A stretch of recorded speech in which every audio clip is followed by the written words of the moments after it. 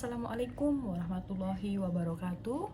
Perkenalkan, nama saya Ira Ariana Fitri, NIM P2116301.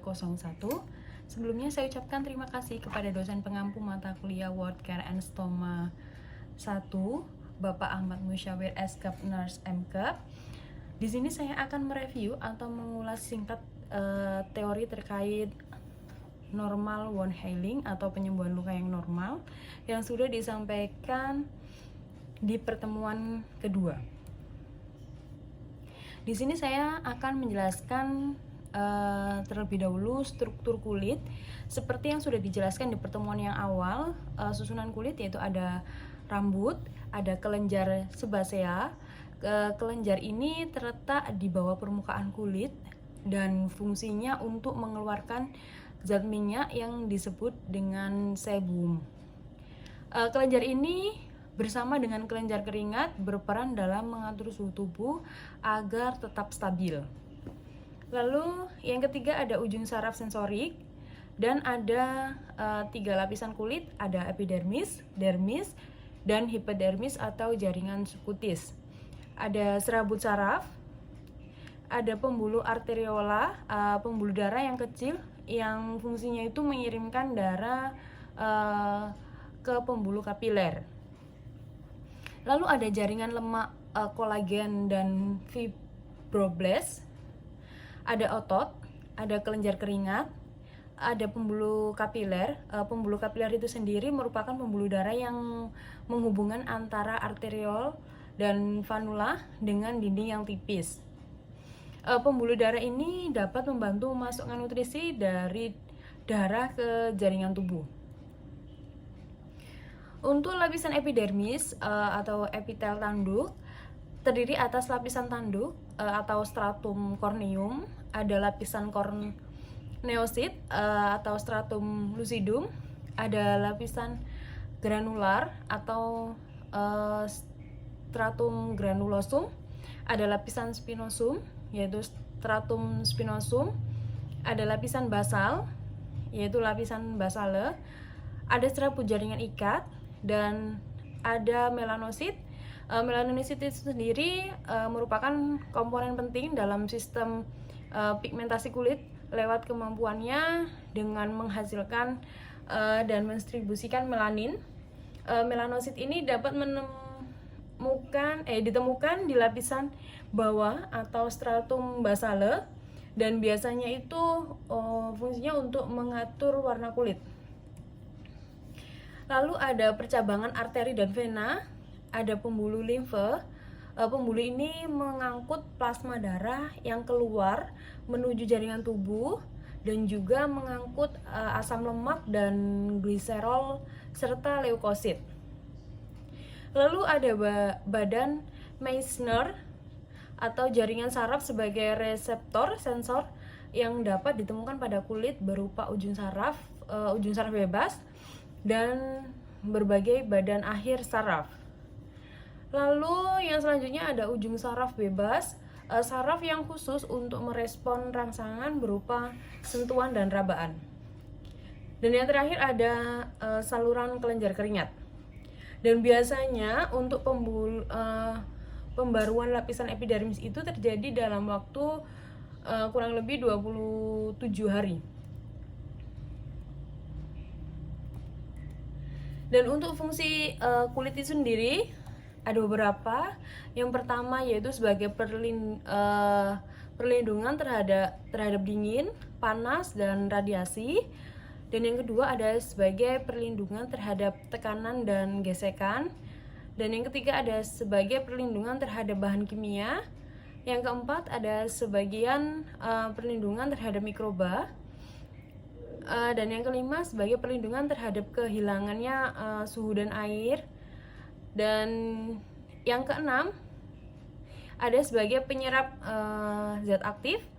Dan yang ketujuh ada sebagai pengaturan sirkulasi dan suhu. Dan yang terakhir yaitu untuk merasakan tekanan, sentuhan, gambaran, dan suhu.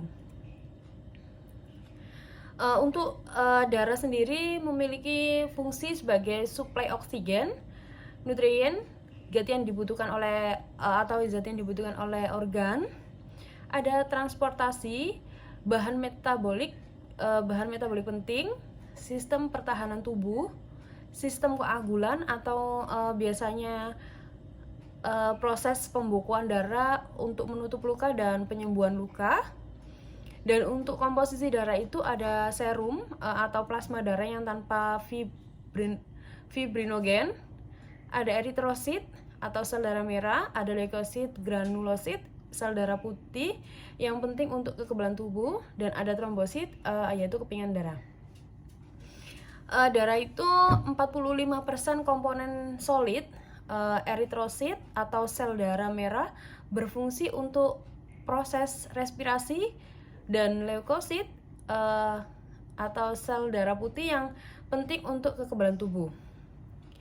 Dan 55%-nya komponen plasma, yaitu ada trombosit dan fibrinogen berfungsi sebagai koagulan, dan serum atau plasma darah yang tanpa fibrinogen seperti gula, asam amino, lemak, dan hormon.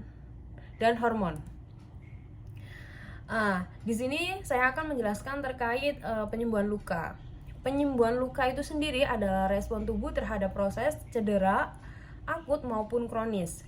Menurut Daly, pemahaman penyembuhan luka normal memungkinkan kita untuk mengenali penyembuhan luka yang abnormal.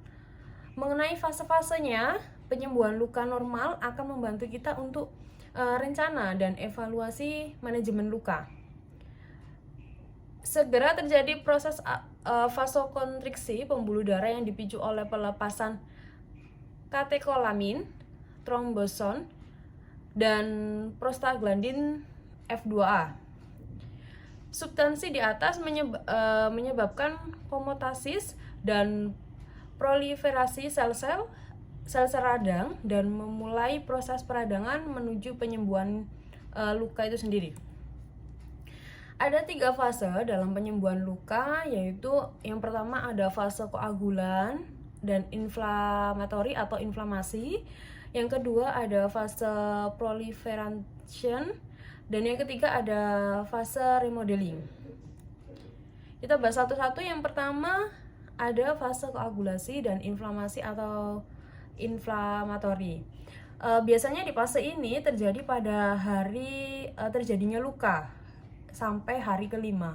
Respon segera setelah terjadian luka atau pembekuan darah atau mencegah kehilangan darah. Biasanya di fase ini terdapat tanda-tanda seperti tremor, rubor, dolor, kolor, dan function loss.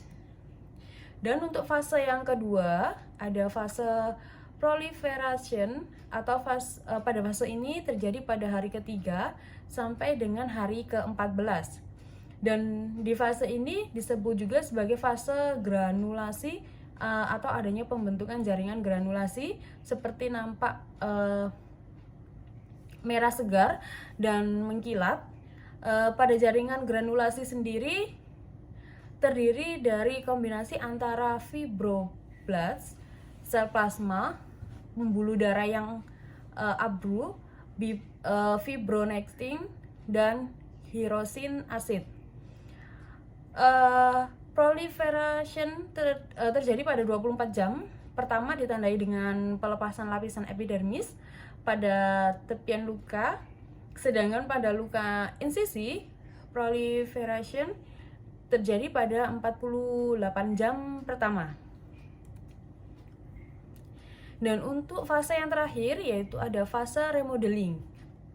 Biasanya pada fase ini berlangsung dari beberapa minggu hingga 1-2 tahun.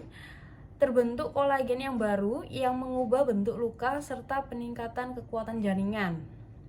Terbentuk jaringan parut sekitar 50-80% sama kekuatan dengan jaringan sebelumnya.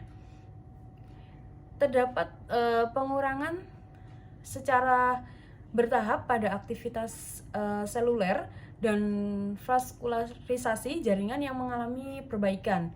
Untuk tahap penyembuhan luka juga dapat dipengaruhi oleh status imunologi kadar gula darah, hidrasi, nutrisi, kadar albumin darah, suplai oksigen, dan vaskularisasi, nyeri, dan kortikosteroid.